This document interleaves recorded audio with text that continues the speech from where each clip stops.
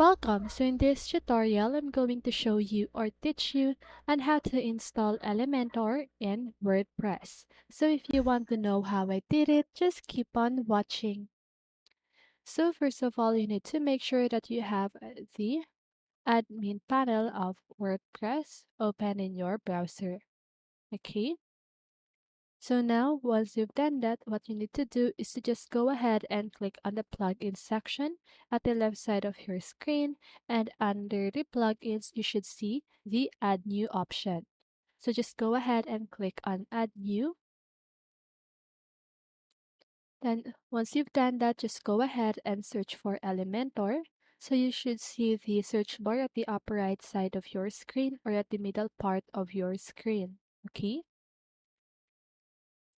Then once you've done that, just go ahead and install the Elementor website builder. That is the name of the plugin that you should install. Okay?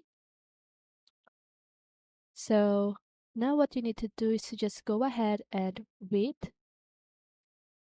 So once it is done installing, what you need to do is to just go ahead and click on the activate button. Okay? So you should see that after the installation of the plugin. Now, you should have the Elementor section at the left side of your screen. Okay, so once you've clicked on activate, there there will be a Elementor section at the left side of your screen. So just go ahead and click on that, and you can now change the configuration however you want. Okay, and that is how you install Elementor on WordPress. Okay, so that's it. I hope this video helped you, and if it did, make sure to like, subscribe, and hit the bell notification so you won't miss a video.